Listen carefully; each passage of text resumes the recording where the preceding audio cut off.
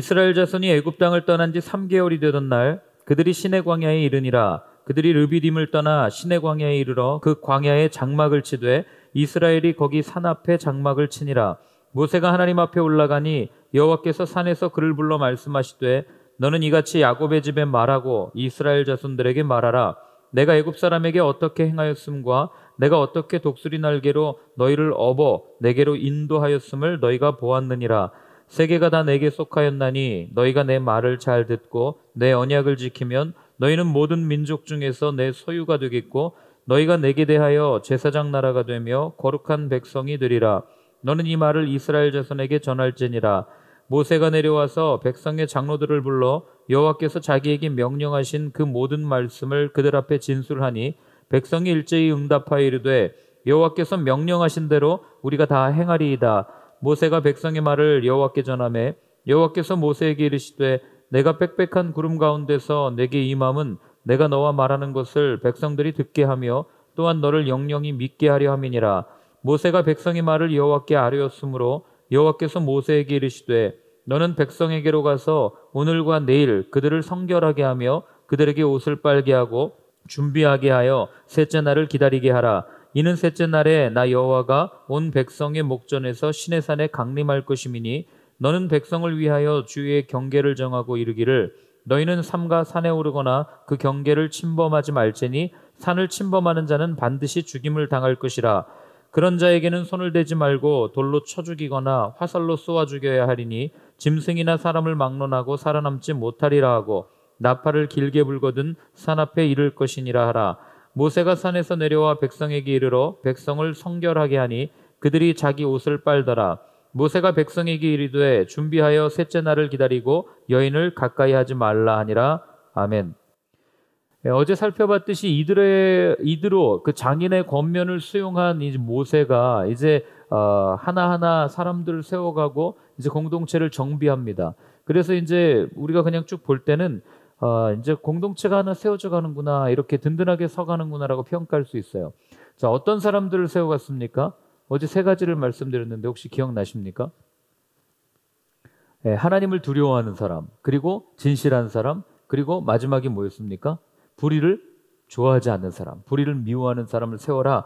이렇게 해서 이제 모세가 아마 천부장, 백부장, 십부장들을 쭉 세우고 그에 합당한 사람들을 이렇게 가르치고 그리고 그런 일들을 아마 진행했을 겁니다. 그런 모습을 보면서 이제 한 나라가 세워져 가는구나 하고 우리는 볼 수 있어요. 근데 1절 한번 같이 읽어보겠습니다. 이스라엘 자손이 애굽 땅을 떠난 지 3개월이 되던 날 그들이 시내 광야에 이르니라. 아멘. 자, 그렇게 공동체가 조직되고 나서 이제 한 국가가 세워지는구나라고 생각하는데 애굽에서 이들이 오늘 도착한 시내 광야까지의 거리는 약 320km 정도예요. 군인들이 하루에 1시간에 얼마를 걷냐면 군인들은 1시간에 4km에서 5km를 거의 뭐 경보처럼 뛰죠. 걸어갑니다. 그리고 나서 하루에 보통 8시간, 뭐 부대에 따라서는 뭐 24시간 걷는 부대도 있지만 뭐 8시간 정도 걷는다고 치면 한 320km면은 약 한 9일, 10일 요 정도 걸리는 거리를 지금 얼마나 걸렸습니까? 3개월이 걸렸다고 이야기를 해요. 왜 그랬을까요? 그냥 상식적으로 생각하면 뭐 성인 남자만 지금 간 게 아니라 거기에는 어린아이도 있고 여자들도 있고 그리고 또 뭐예요? 그 노인들도 있고 약자도 있고 제대로 걷지 못하는 사람들이 있고 모두가 다 한 번에 이동을 하려고 하니 뭐 혼자 걷는 것보다 얼마나 더 많은 시간이 걸렸겠습니까? 이렇게 생각할 수 있지만 그러나 이 3개월의 시간이 걸렸다는 여기에 우리가 놓치지 말아야 할 한 가지 사실이 있습니다. 그게 뭐냐면 출애굽의 목적이 여기 들어있는 거예요. 여러분들, 하나님께서 이스라엘 백성을 왜 출애굽시켰다고 생각하십니까? 하나님이 여러분들에게 왜 세상에서 불러내서 구원을 선물로 주셨다고 생각하십니까? 자유하게 하기 위해서. 맞습니까? 우리는 그렇게 생각하죠. 근데 자유하게 하기 위해서만은 아니라는 것이 오늘 드러나는 거죠. 우리가 생각하는 것처럼 이스라엘을 애굽에서 불러내서 이스라엘 백성들을 데리고 한 민족, 한 국가를 건설하는 것이 하나님의 목적이었다면 여러분, 이렇게까지 할 필요가 전혀 없어요. 뭐하러 데리고 나옵니까? 애굽에서 혁명 일으키는 게 훨씬 더 빠른 방법인데 왜 굳이 광야에 데리고 나와서 고생시켜요? 한 국가, 강대국을 만드는 것이 꿈이었다면 이 사람들의 꿈처럼 그랬다면 하나님이 이렇게 끌고 나오지 않았을 거예요. 그런데 그렇게 끝난 게 아닙니다. 그렇게 그 한 나라를 세우기 위해서 하나님이 이들을 불러낸 게 아니라는 거예요. 그 이유가 3개월이 걸린 이유고, 그리고 그 모습이 결과적으로 40년이라고 하는 시간을 광야에서 헤매게 되는 원인이 되는 바로 그 이유입니다. 하나님께서 왜 이들을 출애굽시켰습니까? 국가를 세우는 게 목적이 아니라 하나님의 말씀대로 살아가는 하나님의 자녀로 세워가기 위해서, 하나님의 자녀로 입양하기 위해서 하나님께서는 이들을 불러내셨다는 거죠. 그러니 여러분, 이 세상의 문화에 찌들어 있는 이들을 하나님의 것으로 완전히 이렇게 바꾸려고 하니 그 시간이 뭐 짧게 걸렸겠습니까? 우리가 이 사람들이 생각하는 것처럼 가나안 땅에 가서 이제 우리도 애굽과 같은 강대국을 건설하겠다, 좋은 나라를 만들 거야, 젖과 꿀이 흐르는 그 땅에 가서 하나님께서 만드시는 그 아주 그 강한 나라를 우리가 꿈꾸면서 나아갑니다라고 하고, 이들의 목적처럼 그게 하나님의 목적이었다면 광야에서 굳이 이렇게 고생시킬 필요가 없는 거죠. 그냥 가나안 땅에 들어가서 그 땅의 문화를 다 흡수하게 하고 빨리 공부하게 해서 강한 무기를 만들게 하고 주위에 있는 모든 나라들을 이렇게 다 정복하고, 그리고 강한 그런 부를 누리면서 살아가는 그런 모습으로 하나님께서 세워주시면 그걸로 끝났다고요. 근데 하나님 그렇게 하지 않으시고 이때뿐만 아니라 앞으로 세워지는 모든 나라들 가운데서도 하나님께서 이들에게 요구하시는 게 있어요. 그게 무엇입니까? 하나님과의 약속이죠. 하나님의 말씀입니다. 왜 그러겠어요? 하나님의 말씀을 듣는 자만이 하나님의 자녀이기 때문에, 결국에는 하나님께서는 이 세상에서 고생하는 이들을 불러내어서 하나님의 말씀을 따라 사는 하나님의 자녀로 입양시키기 위해서, 하나님의 능력을 이들에게 온전히 부어주기 위해서 이들을 불러냈다는 것을 우리는 알게 되는 거죠. 그걸 설명하는 게 2절 말씀인데요. 2절 한번 같이 읽어보겠습니다. 자, 그들이 르비딤을 떠나 시내 광야에 이르러 그 광야에 장막을 치되 이스라엘이 거기 산 앞에 장막을 치니라. 아멘. 자, 이들이 이제 어디 도착하냐면 르비딤을 떠나서 시내 광야에 도착을 하죠. 그리고 그들이 장막을 쳤는데 어디에 쳤냐면 거기 산 앞에 장막을 쳤다, 이렇게 표현해요. 이거를 원어 그대로 직역을 하면 그 산 앞에 장막을 쳤다, 이렇게 번역이 되는 말씀이에요. 그 산 앞에. 그럼 여기서 말하는 그 산은 어느 산입니까? 여러분들이 잘 아는 시내 산이에요. 그러니까 이 출애굽기의 저자는 이스라엘 백성이 그냥 산하에 장막을 친 게 아니라 그 산 앞에 장막을 쳤다고 이야기함으로써 그 산이 어떤 산인지를 부각시키는 강조법을 사용하는 동시에 그 산이 이스라엘 백성들에게 어떤 의미를 가지고 있는지를 분명하게 전달해 주는 거죠. 그 산이 어떤 산이에요? 신의 산이 어떤 산입니까? 하나님으로부터 율법, 하나님의 말씀을 부여받았던 산이 바로 이 산이에요.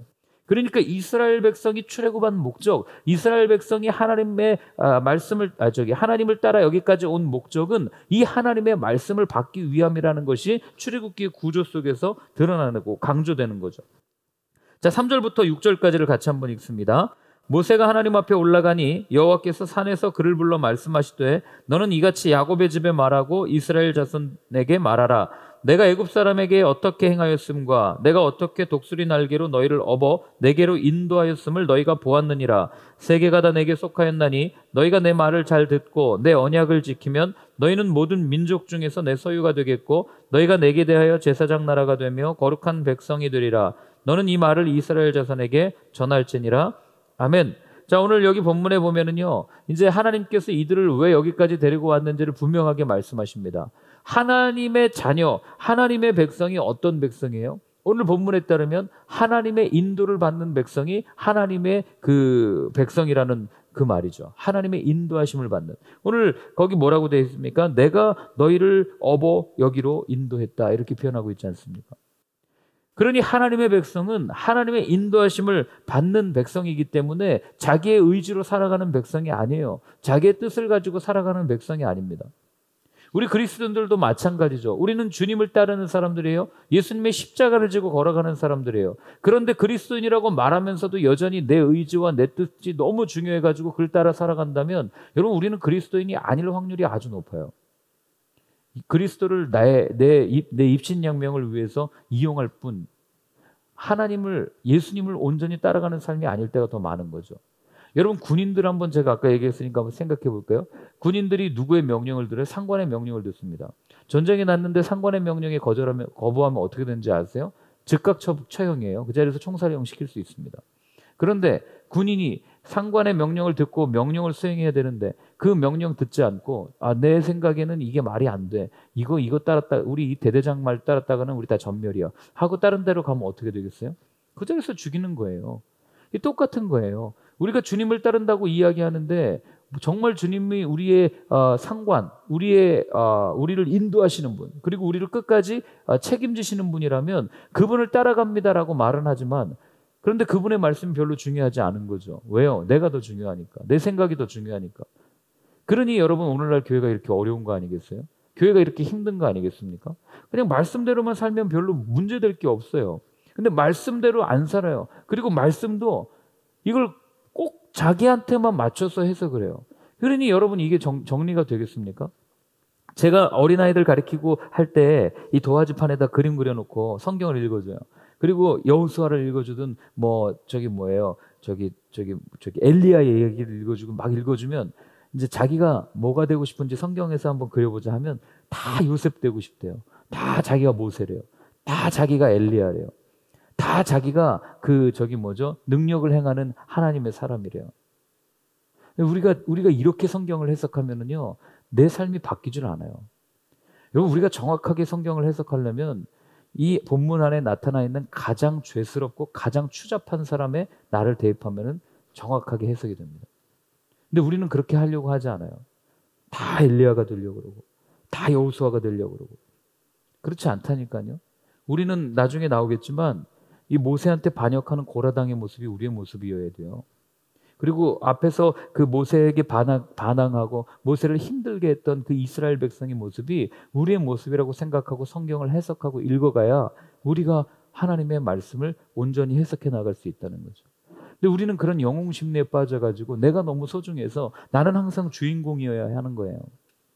그런데 또 그렇게 하다가 나중에 이렇게 힘든 사람들 얘기 이렇게 해주면 그 사람들은 또 되려고 하지 않아. 주인공임에도 불구하고. 여러분, 그렇기 때문에 우리가 하나님의 인도하심을 받는다는 것, 예수님을 따라간다는 것이 무엇인가? 딱 한 가지예요. 나 자신을 완전히 죽이면 됩니다. 이거 외에는 방법이 없어요. 하나님이 이스라엘 40년 동안 뭐 한 거예요? 광야에서? 그들 죽인 거밖에 더 있습니까? 1세대 다 죽여버렸잖아요. 왜 죽였어요? 그게 그 사람들 다 지옥에나 떨어져라 그리고 죽인 겁니까? 그게 아니고 오늘날 우리에게 그 말씀을 주시는 이유는 하나의 상징처럼 우리가 해석할 수 있잖아요.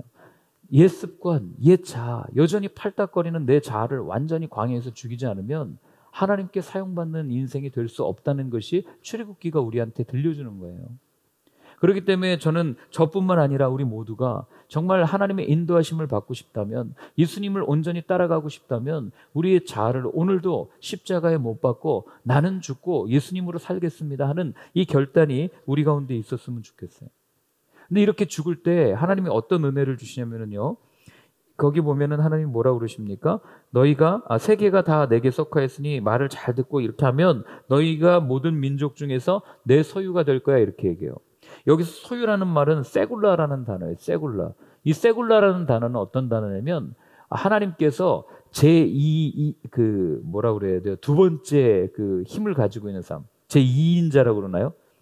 그러니까 소위 말하는 우리가 아는 왕이 아닌, 어떤 대통령이 아닌 총리가 되게 만들어 주시겠다 할 때 쓰는 단어가 바로 이 세굴라라는 단어예요. 그러니까 하나님께서 이들을 출애굽시키시는 목적이 뭡니까? 총리로 세우기 위해서 출애굽시켰다는 거예요. 어떤 총리요? 총리가 뭐 하는 거예요? 왕을 대신해서 세상을 다 전반적으로 다스리는 사람을 총리라고 이야기하지 않아요? 그러니 하나님을 대신해서 하나님께서 만드신 모든 피조 세계를 정리하고 관할하고 다스리게 하기 위해서 하나님께서 이들을 불러주셨다는 거죠. 그리고 이걸 다른 표현으로 거룩한 나라, 그 다음에 제사장 나라, 거룩한 백성, 이런 단어를 써서 우리한테 설명을 해주는 거죠. 그러면 여러분, 이제 출애굽기 1장 할 때 제가 말씀드렸는데 출애굽한 이스라엘 백성이 오늘날의 교회를 상징한다고 말씀드렸고 오늘날의 성도를 상징한다고 말씀드렸어요. 그러면 교회는 누구의 인도하심을 받는 공동체입니까? 성도는 누구의 인도하심을 받는 사람이에요? 하나님의 인도하심을 받는 사람이에요. 하나님의 인도하심을 받는 사람은 자기 의지를 가지고 따라가지 않는다고 말씀드렸어요. 말씀을 따라 산다고 말씀드렸습니다. 그럼 그렇게 주님을 따라서 주의 십자가를 지고 걸어가는 그 목적, 그 이유가 무엇인가? 우리는 십자가 하면은 그 고난받고 아픈 것만 생각하지만, 그렇게 걸어가는 사람에게 약속하신 하나님의 은혜가 무엇이냐면 총리로 세우겠다는 거예요. 십자가를 지고 걸어가는데 세상에 영향력을 끼치고 세상을 다스리는 세상의 관리자로 우리를 세우겠다. 그게 세굴라, 그게 내 소유가 되겠다. 이 말씀을 우리에게 들려주시는 거죠. 그럼 우리를 부르신 이유도 똑같은 거 아니겠습니까? 제사장 삼기 위해서, 거룩한 백성 삼기 위해서, 하나님과 사람을 연결시켜주는 그런 제사장의 역할을 감당하게 하기 위해서 우리를 부르셨다는 거죠. 하나님과 우리 사이에 막힌 담을 허물어가는 그런 일들을 감당하게 하기 위해서. 여러분, 그 총리라는 말도 이게 자칫 잘못 사용하면 굉장히 권위적인 단어로 사용이 되면 누군가를 다스리고 막 억압하고 이런 단어로 사용되지만, 성경이 말하는 총리, 이 세굴라라는 단어는 그런 단어가 아니에요. 가가지고 섬겨주고 세워주고 회복시켜주고 화해시켜주고, 이게 세굴라, 그 총리의 의미 아니겠어요? 요셉이 했던 일이 그걸 그대로 드러나잖아요. 요셉이 가가지고 그들을 억압했습니까? 아니죠. 결국에는 그들을 회복시키고 그들에게 궁핍한 것을 채워주었던 것이 총리의 모습이었다고요. 하나님이 우리에게 이런 은혜를 주신단 말이에요. 하나님의 소유가 되었을 때, 하나님을 따라갈 때, 하나님의 인도하심을 받을 때. 우리는 사실 살다 보면 하나님의 인도하심 별로 받고 싶지 않을 때가 많아요. 하나님 왜 이렇게 해야 됩니까? 이건 아니잖아요. 하나님 여기까지만 하겠습니다. 내가 여기까지는 납득이 되지만 이 이상은 되지 않아요. 근데 여러분, 그렇게 고집 부리면 결국 그 수준에서 멈춥니다. 그렇게 멈추는 게 나중에 제가 출애굽기 할 때 이야기를 할 텐데, 아마 16장 이후에 그 26장 이후에 쭉 나올 겁니다. 그랬던 사람들. 여기까지만 하나님 도와주십시오. 나머지는 내가 알아서 하겠습니다. 그 결말은 그때 말씀드리도록 하겠습니다. 자, 그래서 조건이 하나 있어요. 이렇게 살아가는, 총리로 살아가는 조건이 무엇이냐면, 아무에게나 이런 그 소유, 하나님의 소유, 세굴라, 총리, 화해하는 이런 직분을 주시는 게 아니라 어떤 사람에게만 주시냐면, 거기 보면 너희가 내 말을 잘 듣고 내 언약을 지키면이라고 분명하게 표현되어 있습니다. 그러니까 우리가 하나님의 은혜, 하나님의 그 총리가 되어서 세상을 다스리고 섬기고 회복시키는 그 첫 번째 조건은 무엇이냐면, 성경이 어제도 얘기했고 계속해서 반복해서 얘기하는 건 하나님의 약속, 하나님의 언약, 하나님의 말씀 안에 머물러야 된다는 것을 우리한테 이야기를 해주고 있는 겁니다. 그래서 예수님도 그 말 하시잖아요. 제가 이거 몇 번 말씀드렸는데, 요한복음 15장에 보면 너희가 내 안에 거하고 내 말이 너희 안에 거하면 무엇이든지 원하는 대로 구하라, 그리하면 이루리라. 내 말이 너희 안에 거해야 구하는 게 이루어진다는 거예요. 그 말은 내 안에 거하지 않는데 무조건 구하면 결국 내가 적당히 하나님 이용하겠다는 심리밖에 더 되겠습니까? 그럼 하나님의 백성으로 사는 것은 어떤 모습인가? 그게 7절부터 15절까지 나옵니다. 같이 한번 읽어보겠습니다. 모세가 내려와서 백성의 장로들을 불러 여호와께서 자기에게 명령하신 그 모든 말씀을 그들 앞에 진술하니, 백성이 일제히 응답하여 이르되 여호와께서 명령하신 대로 우리가 다 행하리이다. 모세가 백성의 말을 여호와께 전하매 여호와께서 모세에게 이르시되 내가 빽빽한 구름 가운데서 내게 임함은 내가 너와 말하는 것을 백성들이 듣게 하며 또한 너를 영영이 믿게 하려 함이니라. 모세가 백성의 말을 여호와께 아뢰었으므로 여호와께서 모세에게 이르시되 너는 백성에게로 가서 오늘과 내일 그들을 성결하게 하며 그들에게 옷을 빨게 하고 준비하게 하여 셋째 날을 기다리게 하라. 이는 셋째 날에 나 여호와가 온 백성의 목전에서 시내산에 강림할 것이니 너는 백성을 위하여 주위의 경계를 정하고 이르기를 너희는 삼가 산에 오르거나 그 경계를 침범하지 말지니 산을 침범하는 자는 반드시 죽임을 당할 것이라. 그런 자에게는 손을 대지 말고 돌로 쳐 죽이거나 화살로 쏘아 죽여야 하리니 짐승이나 사람을 막론하고 살아남지 못하리라 하고 나팔을 길게 불거든 산 앞에 이를 것이니라 하라. 모세가 산에서 내려와 백성에게 이르러 백성을 성결하게 하니 그들이 자기 옷을 빨더라. 모세가 백성에게 이르되 준비하여 셋째 날을 기다리고 여인을 가까이 하지 말라 하니라. 아멘. 자, 오늘 우리가 이게 길게 읽은 이 말씀들은 굉장히 이렇게 복잡한 내용 같지만 이거 한 문장으로 줄이면 딱 한마디예요. 정결한 삶을 살라는 거예요. 깨끗한 삶을 살라는 겁니다. 성결한 삶을 살라는 거예요. 이게 하나님께서 하나님의 소유가 된 백성에게 요구하시는 두 번째 요구입니다. 첫 번째는 말씀 안에 거해라. 내 언약을 지켜라. 두 번째는 성결하게 해라. 근데 여러분 이 말이요. 결국에는 딱 한마디인 거 아세요? 내 안에 거해라. 이 말이에요. 하나님의 이게 은혜죠. 하나님을 위해서 내가 무언가를 해야만, 오늘 이거 자칫 잘못 오해하면은요, 정결해야만 하나님의 백성이 될 수 있고 하나님의 말씀을 지켜야만 하나님의 백성이 될 수 있다. 이렇게 생각할 수 있어요. 그런데 우리가 살면서 경험하지 않았습니까? 여러분들이 하나님의 말씀을 지켜봐야 뭐 얼마나 지켜요? 우리가 성경 읽으면서 그거 수없이 읽고 있는데 그거 한 번이라도 제대로 지킨 적 있습니까?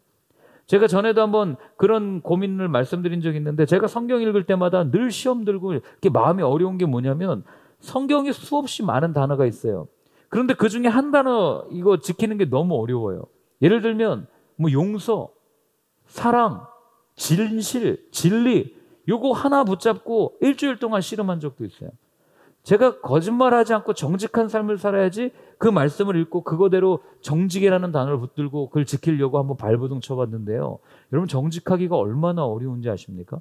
우리의 삶 속에 얼마나 많은 거짓이 들어와 있는지 알아요? 내가 조금 편하기 위해서, 이거는 상대를 위해서 거짓말하는 거야 하면서 거짓말하는 게 너무너무 많아요. 뭐 상대를 배려하는 거야? 말도 안 되는 얘기죠. 이런 거짓말을 우리의 삶에 얼마나 많이 하고 있는지를 여러분 한번 적어보세요. 사랑? 여러분 사랑 얼마나 하십니까? 전 솔직히 여기 계신 여러분들 온전히 사랑 못합니다.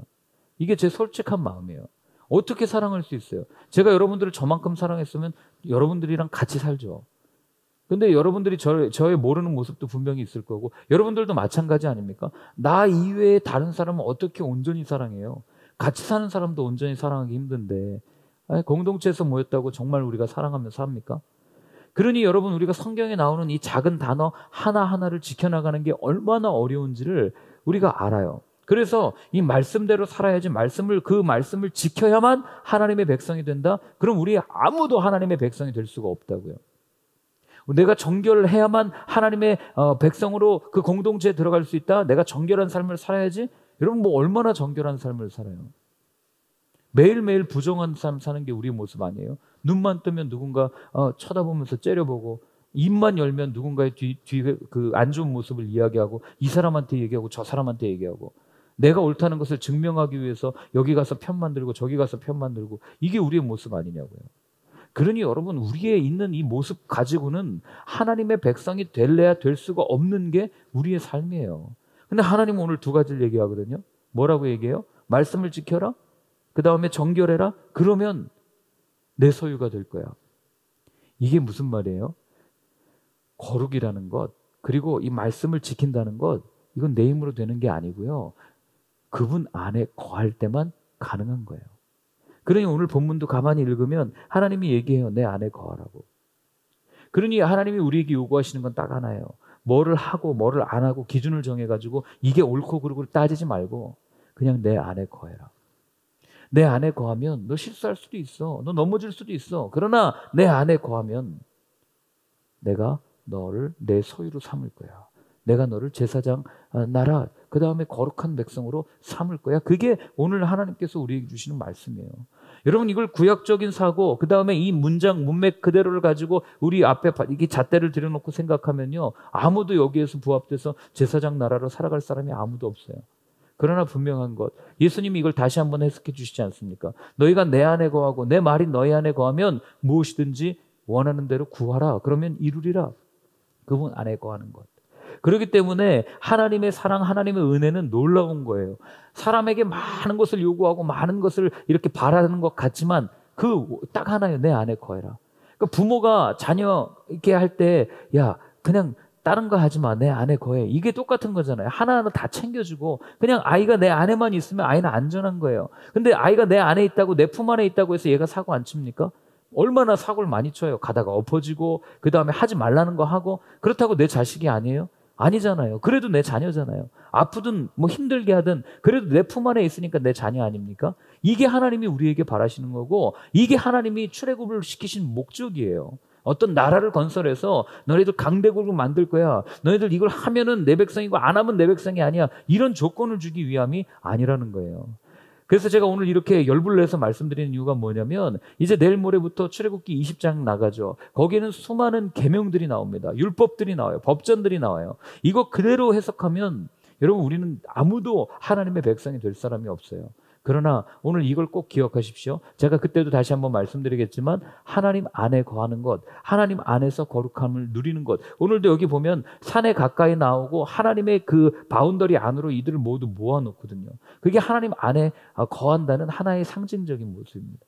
여러분들이 오늘 잊지 말아야 될 것 한 가지, 내가 주님 안에 거하기로 결단하겠습니다. 내가 그 가운데 부정한 삶을 살 수 있어요. 주의 말씀을 따라 가다가 넘어질 수도 있습니다. 그럼에도 불구하고 나는 주님 꼭 붙들고 걸어가겠습니다. 주님 안에 거하는 나의 삶이기를 원합니다. 이렇게 한번 결단하고 고백하는 이 아침이 되었으면 좋겠습니다. 함께 같이 기도하겠습니다. 하나님 아버지, 하나님께 사용받는 유일한 방법, 하나님께서 우리를 세상으로부터 불러내신 목적은 하나님 내가 무언가를 이루고 내 성공과 내 무언가를 바라서가 아니라 하나님의 자녀가 되기 위함임을 오늘 우리에게 들려주셨습니다. 하나님, 이 세상에서 우리를 불러내시고 그 당신 안에만 거하기만 하면 이 모든 것을 이루어 주시겠다고 약속하신 그 아버지의 말씀을 오늘 다시 한번 붙듭니다. 하나님, 오늘 살아가는 매 순간순간마다 주님 안에 거한다는 그 마음을 놓지 아니할 수 있도록 도와주시고 어떤 순간 어떤 상황에서도 주님이 나와 함께 하심으로 주님 안에 머물며 주님께서 주시는 생수를 마시며 주님께서 주시는 그 생명의 떡을 먹으며 주님과 함께 영원히 거할 수 있는, 그래서 여기가 하늘나라가 아니고 저기가 하늘나라가 아니라 내 주 예수 모신 곳이 그 어디나 하늘나라가 되는 것을 경험하는 저희의 삶이 되게 하여 주옵소서.